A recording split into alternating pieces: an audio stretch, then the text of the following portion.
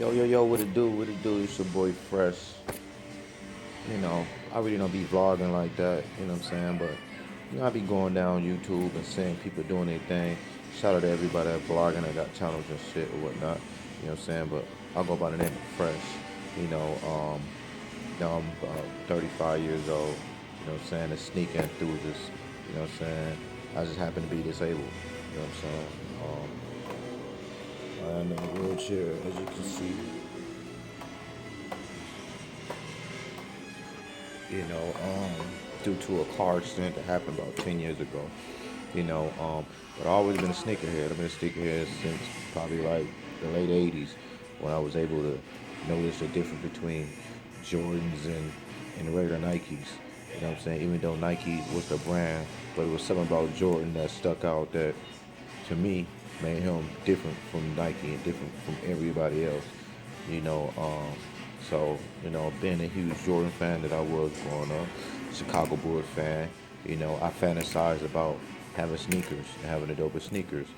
And, being, that my mom, worked hard, my dad worked hard, and I had two sisters and a brother, that they had to take care of. And I wasn't able to get Jordans like that all the time.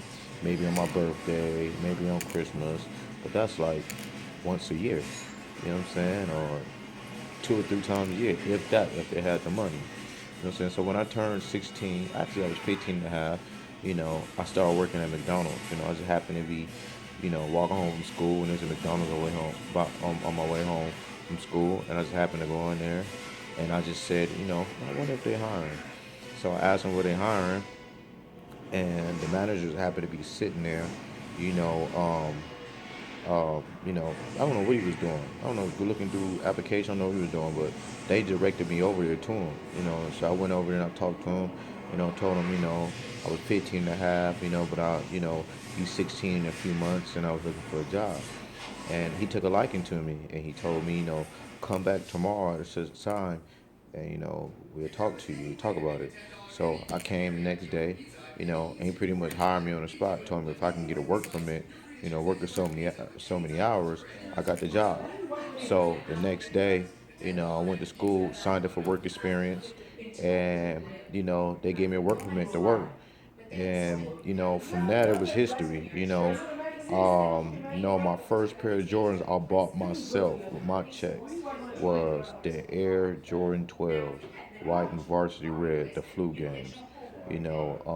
Back then they was considered the flu games. They was just considered the varsity red Air Jordan 12. You know, and that was my first check. My first check was like, I want to say like 160, if that. The Jordan probably 125. And I remember I spent my whole check on Jordan, had like $20 left. And my mom, I came home, my mom was like, where your check at? And I told her, how I spent it.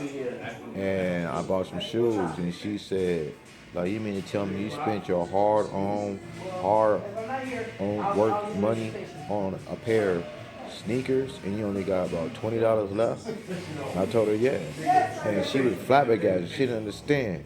But that was the beginning of the addiction. You know what I'm saying? Because I told myself that I don't care how many hours I gotta work, I'm gonna work to make sure that I'm able to stay in the flyest gear, in the flyest sneakers.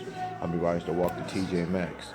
TJ Maxx had all the gear. It was like a little shopping center that had sneaker store, that had Mervyn's, that had Marshalls, TJ Maxx. And I would stay up in there buying the new polos, the Ralph Laurens, the Nautica, Tommy Hilfiger. You know what I'm saying? To me, that was easy to get fried because back then, the polo shirts was like from TJ Maxx was like 25, $30. To me, that wasn't nothing. And then you can catch them on clearance sometimes. So it was easy for me to be the flyest cat in the school because I had a job. So everybody knew that when the shoes came out, Jordans came out, I was able to get them. So I kind of had an upper hand because years prior to that, the guys that always got the J's, they mama was buying them J's. You know what I'm saying? Me, I didn't need my mama to buy J's. I had me a job, so I was one up on them. You know what I'm saying? Like a lot of J's they was missing, I was able to cop because I had a job, and I stayed at work. I stayed at work. You know, I was trying to work as many hours as I can under the work permit guidelines. You know, so with that being said, became a big sneakerhead, and from there I was buying every J that came out. I had sneaker plugs here and there. This was like late '90s. I'm talking about early 2000s, and then I just so happened to be on my way to work in 2003. I remember I was wearing the Pearl Nines, low top nines, and I just happened to have a tragic car accident. I fell 30 feet, got ejected from the car, and I lost my ability to walk. Um, and I never forget when I was in the hospital, you know, they came to me with one shoe, my Pearl Nines, and I told them, you need to go back and find my other shoe because I needed them shoes. I had just got them, so they was only able to come up with one shoe. They were saying, they don't think it's possible for somebody to go back out there. But I was heartbroken. Even though I was sitting there laid up and they telling me that I might not be able to walk again, I was more mad that I lost a pair of my nines that was like a week old. You know what I'm saying? That trips me out every time I think about that. But, you know, um, you know, the doctor told me, the chance of me walking again was slim, at that time, and then, I told them, will I be able to wear shoes and will I be able to, be myself? And they told me, yeah, so I made it my bet, a bet with myself, I made it sure that I make sure that I told myself that I'm gonna be the flyest cat in the wheelchair ever. You know what I'm saying? Like I don't care. I'm gonna keep my J's clean. I'm gonna keep my feet clean, and I'm gonna stay fly. You know what I'm saying? I'm gonna be me. And I was wearing J's before I got hurt. I'm gonna keep wearing J's now. So I feel like I bring a uniqueness to the game because you don't see too many disabled people, in J's and being a sneakerhead and sneaker enthusiast, and I just feel like by all means necessary, just be fly, man. I feel like I defy all odds. God is great. God has kept me here. God has kept me here, and I'm still here, and I'm blessed, until then. Until he called me home, I'm gonna be fly. I'm gonna stay fly. I'm gonna keep my J clean. So, with that being said, I wear foam pockets, I wear J's, I wear LeBrons, but at the end of the day, J's come first. To me, I feel like Jordan's the greatest of all time.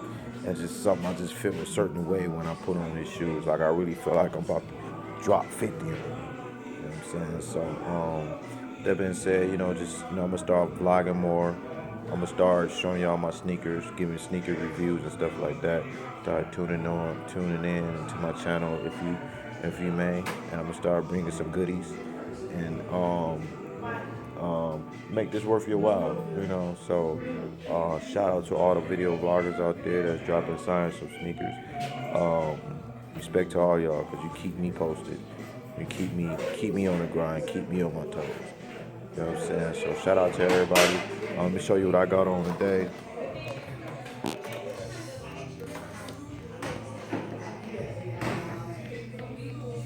Let's see, I can't even get it right. Get it right. So just got the nines on. All the nines. Nines is one of my favorite shoes, to be honest with you. You know what I'm saying? They just so clean, so slick, and they basic, nothing too much. But I like the basicness of them, and I like the way it look like a boot. I like these olives. I really bring these olives out during the winter time. To me, they're like a winter shoe. You know what I'm saying? So, yeah, man, that's just me. They call me Fresh. And much love to everybody.